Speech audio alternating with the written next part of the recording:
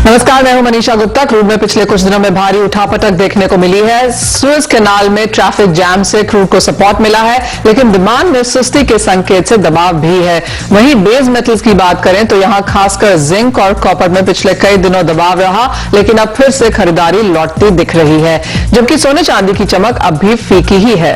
लेकिन पूरे non agree commodities में आपको कैसे कारोबार करना चाहिए, आज हम इसी पर करेंगे फोकस।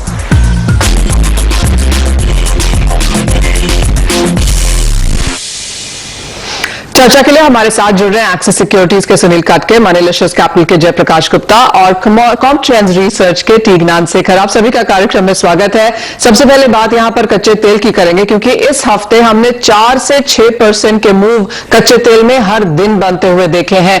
कभी यहां पर इसने कमोडिटी या रादर इकोनॉमिक डेटा को रिएक्ट किया है, तो कभी सुएज कैनाल वाली खबर को। फंड्स की तरफ से हमने यहां पर लिक्विडेशन आते हुए देखी है।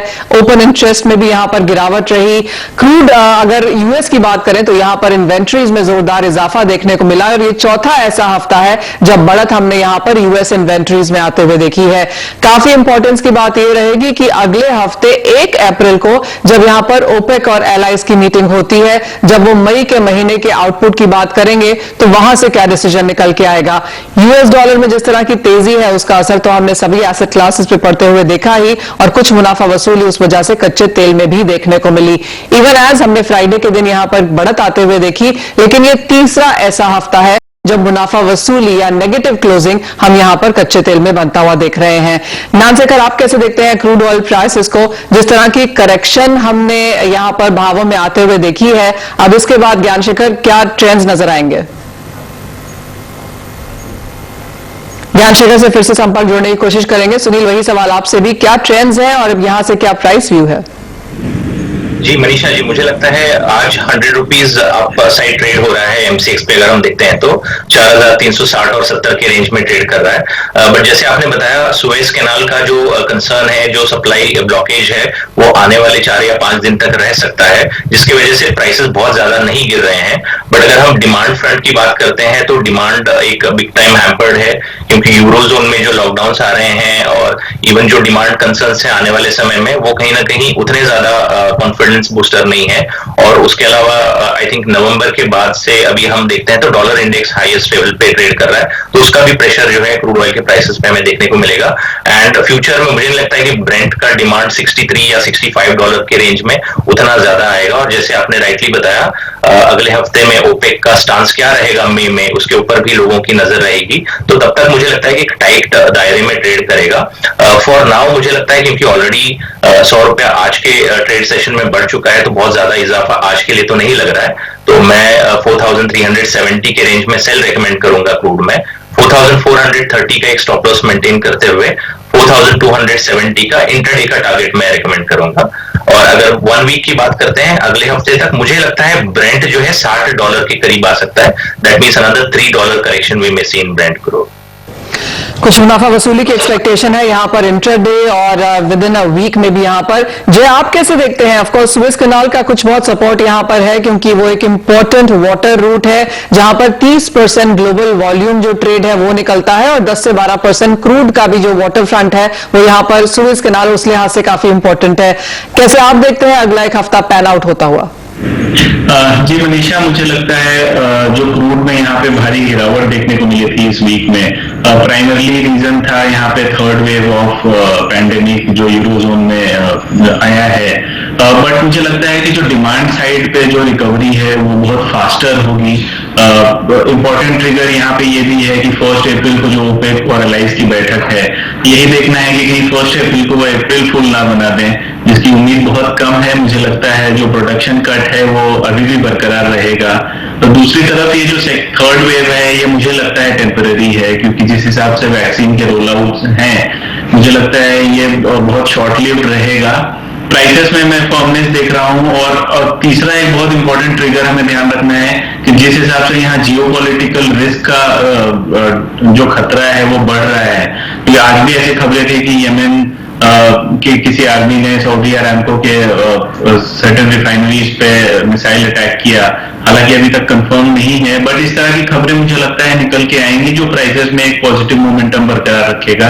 बाई ऑन डिप्स की रणनीति होगी मेरी। आई थिंक 4280 से 4300 एक अच्छा लेवल है। 4200 के एक्सट्री स्टॉप लॉस से मुझे लगता है विद इन 1 वीक का व्यू रखें तो आई थिंक 4480 से 4500 का लेवल देखने को मिल सकता है। सुनील की यहाँ पर बिकवाली की राय है, जय खरीदारी की यहाँ पर राय दे रहे हैं। ज्ञानशेखर, आप कैसे देखते हैं? क्योंकि अगर हम इस हफ्ते की बात करें तो करीबन 1.5% की गिरावट है। पिछले एक महीने की अगर बात करें तो कच्चे तेल में 5-5.5% की गिरावट हम देख चुके हैं। अपने हाई से क्लियरली 15-17% की मुनाफा वसूली या करेक्शन ऑलरेडी देखने को मिल चुकी है। आप क्या फंडामेंटल्स देखेंगे और अगले एक हफ्ते के लिए आपका क्या व्यू रहेगा?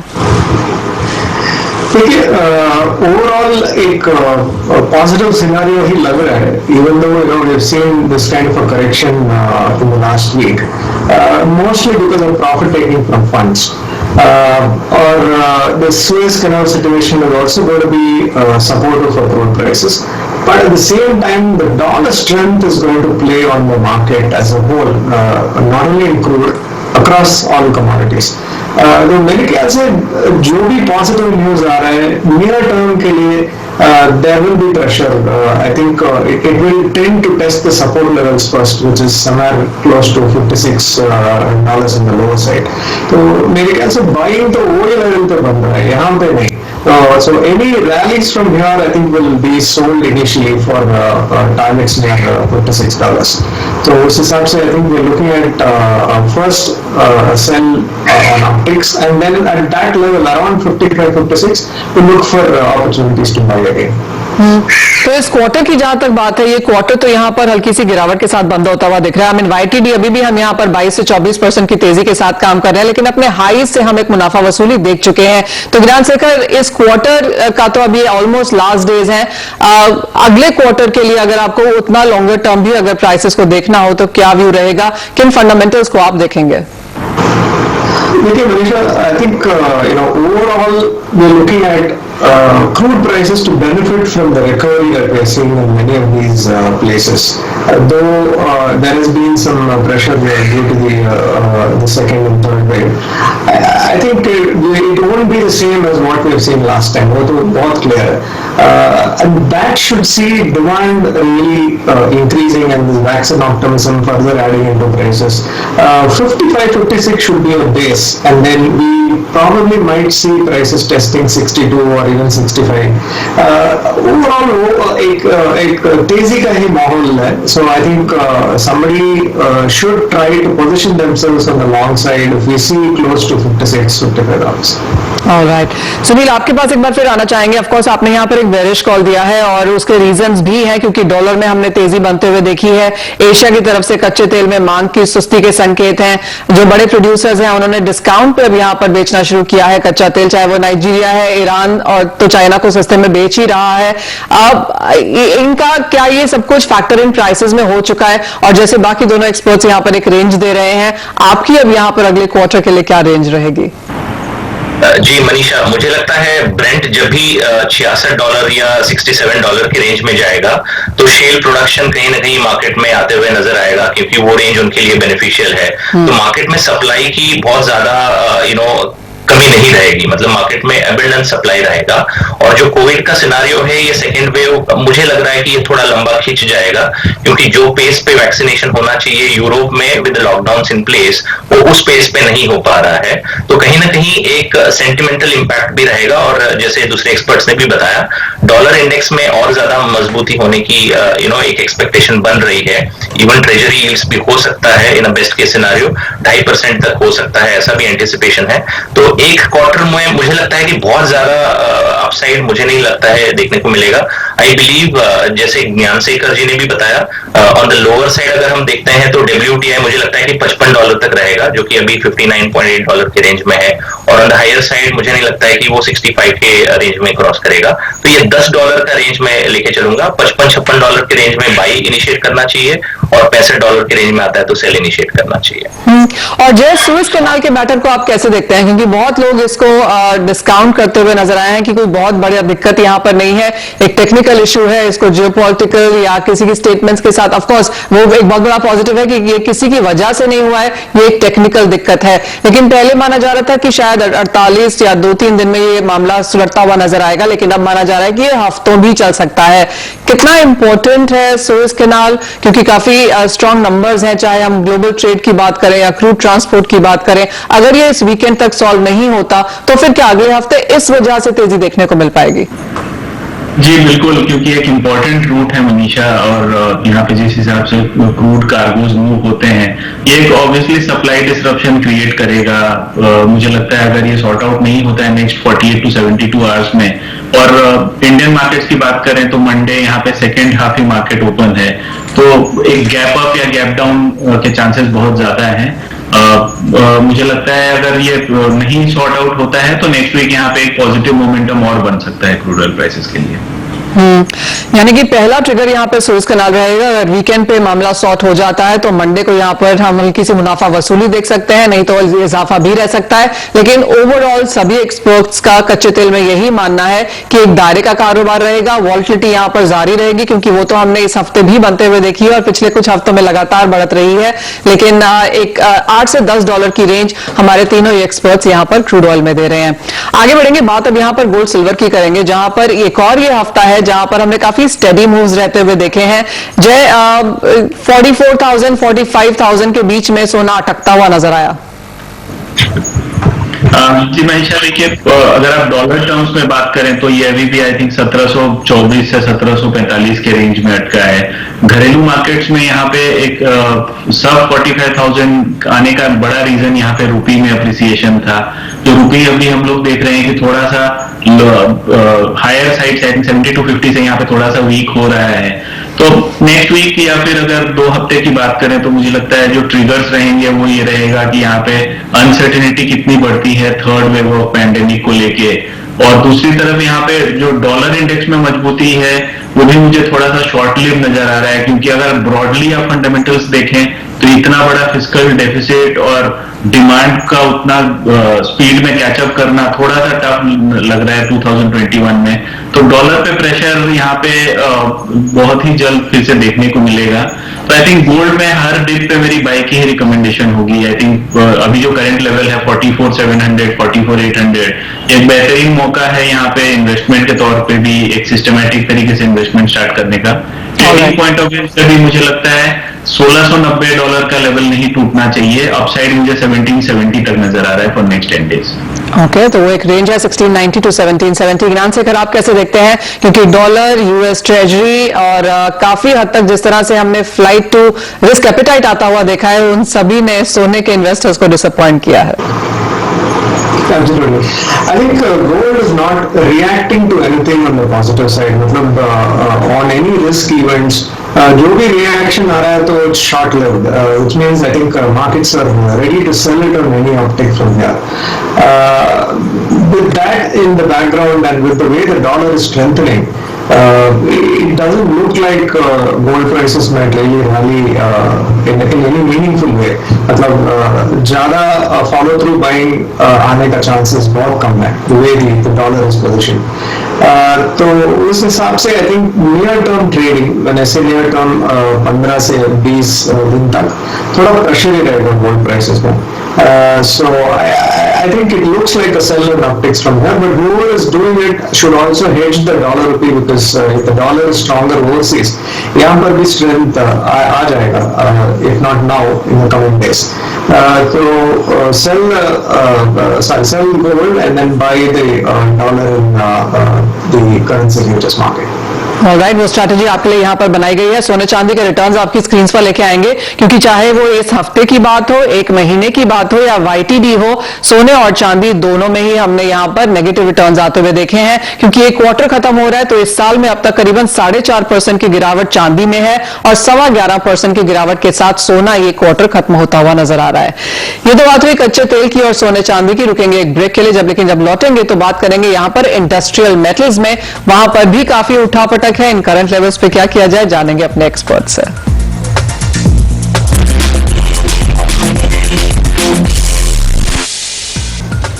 इस साल का अगर अब तक का ब्यौरा देखें तो आउट परफॉर्मेंस हमने यहाँ पर कॉपर की तरफ से नजर आई है। बाकी कमोडिटीज, बाकी मेटल्स में भी यहाँ पर मुनाफा वसूली है, लेकिन कॉपर उसके बावजूद भी अपने जो गेन्स हैं वो होल्ड किए हुए हैं। सुनील, आप कैसे देखते हैं मेटल्स को, क्योंकि हमने यहाँ पर कुछ कंसर्न्स बनते हुए देखी। एक तो फंड्स की तरफ से बिकवाली थी, यूएस डॉलर का असर तो था ही, यूएस फ्यूचर टैक्स लगाएगा उसका भी इंपैक्ट हमने आता हुआ देखा, लेकिन फाइनली इस हफ्ते के अंत तक जिस तरह का चाइना का डेटा देखने को मिला है, वर्ल्ड बैंक की जो रिपोर्ट है कि इस बार बेहतरीन प्रदर्शन, आउट परफॉर्मेंस रीजनल कंट्रीज में से चाइना में देखने को मिलेगी, उसका सीधा असर प्राइसेस पे है। जी मनीषा, मुझे लगता है अगर पर्टिकुलरली अगर बेस मेटल में जो किंग बोला जाता है कॉपर को, तो अगर उसकी बात करते हैं तो ऑलरेडी रिसेंटली हाई जो हमने देखा था तकरीबन 740 के रेंज तक देखा था हमने, अभी 670 के रेंज में है, तो दैट मीन 70 रुपीज का करेक्शन ऑलरेडी हमने डोमेस्टिक मार्केट में देखा हुआ है। ऑब्वियसली जो फंडामेंटल्स आपने बताया, डॉलर में स्ट्रेंथनिंग है और जो यूरोप में जो कोविड केसेस बढ़ रहे हैं उसका अगर हम देखते हैं तो उसका प्राइसेस जो है डिस्काउंट हो चुके हैं। बट अगर नियर टर्म देखते हैं, हफ्ता 10 दिन देखते हैं या 3 महीने का अगर व्यू देखते हैं, तो एक डिसेंट एंट्री पॉइंट बनता है, क्योंकि अगर हम ओवरऑल सप्लाई और डिमांड का अगर हम ब्यौरा लेते हैं तो सप्लाई अभी भी कम है और डिमांड जो है बेहतर है। तो डिमांड जो है सप्लाई को आउटपेस करने वाला है आने वाले समय में, और China will be the leader in terms of creating demand for copper. तो ओवरऑल मुझे लगता है कि बाय ऑन डिप का सिनारियो कॉपर में बनते हुए नजर आ रहा है। बट अगर हम दूसरे बेस मेटल की बात करते हैं, जैसे अगर हम एल्यूमिनियम की बात करते हैं, तो वहां पे थोड़ा फंडामेंटल चेंज होते हुए नजर आ रहा है, क्योंकि चाइना वहां पे हो सकता है 5 लाख टन का जो उनका रिजर्व है वो रिलीज करे, तो उसका प्रेशर हो सकता है एल्यूमिनियम के प्राइसेस को देखने को मिले। और इवन अगर हम एलएमई की डिलीवरीज की बात करते हैं एल्यूमिनियम की, तो लास्ट वीक में 4.5 लाख टन का डिलीवरी एग्जीक्यूट हुआ है, जो कि तकरीबन 1.5 लाख टन कम है उसके प्रीवियस वीक के हिसाब से। तो कहीं ना कहीं डिलीवरीज कैंसिलेशन जो है थोड़ी कम हुई है, तो उसका मतलब थोड़ा एल्यूमिनियम के प्राइसेस पे प्रेशर आ सकता है। तो मेरा रिकमेंडेशन कॉपर में 669 के रेंज में बाई रहेगा, 655 का एक स्टॉप लॉस मेंटेन करते हुए अगेन 700 रेंज के तरफ मूव होते हुए नजर आ रहा है। On the other side aluminium में मेरा थोड़ा व्यू बेरिश रहेगा, 179 के रेंज में सेल कर सकते हैं, 181, 82 का स्टॉप लॉस मेंटेन करते हुए 175 एंड 171 तक का लेवल देखने को मिल सकता है। जय, आपको कहां पर कन्विक्शन नजर आती है यहाँ पर बेटर ट्रेड्स की मेटल में? जी मनीषा, देखिए 2-3 फंडामेंटल पॉइंट्स हैं जिस पे गौर करना बहुत जरूरी है। एक, जिस हिसाब से यूएस प्रोजेक्ट कर रहा है उसके जीडीपी ग्रोथ को 6.5% का ग्रोथ पर इकोनॉमी लाइक यूएस, वो बहुत मायने रखता है, तो वो एक पॉजिटिव ट्रिगर है इंडस्ट्रियल मेटल्स के लिए। दूसरी तरफ आप देखें कि बाइडेन के जो डिस्कशंस हैं कि यूएस में इंफ्रास्ट्रक्चर की इंप्रूवमेंट को लेके, उससे भी चाइना के बाहर एक बड़ा डिमांड निकल के आ सकता है यूएस की तरफ से। तीसरा, अगर आप देखें तो जिस हिसाब से एक सेल ऑफ देखने को मिला था ये डर से कि यूएस ट्रेजरी बढ़ रही है, जो लास्ट जो फेड का मीटिंग था उसके बाद वो फेयर मुझे लगता है थोड़ा सा ले हुआ है और लॉन्ग टर्म यील्ड प्राइसेस पे थोड़ी सी नरमी आई है। तो ये सब फैक्टर्स हैं जो बेस मेटल प्राइसेस को ऊपर ले जाएंगे। कॉपर मुझे बहुत बेहतरीन लग रहा है करंट लेवल्स पे। आई थिंक हम लोगों ने 10-12% का करेक्शन देख चुके हैं हम लोग डोमेस्टिक प्राइसेस पे, तो 663 के आसपास शॉर्ट टर्म व्यू के हिसाब से भी बाय करके चला जा सकता है 685-90 के लिए। ब्रॉडली मैं जिंक और कॉपर पे बुलिश हूँ फॉर द कमिंग क्वार्टर, मुझे लगता है ये अच्छा प्रदर्शन दिखा सकता है। फाइनल कमेंट्स आपसे ज्ञान शेखर, आपको मेटल्स में कहां पर एक बेहतरीन अपॉर्चुनिटी दिखती है?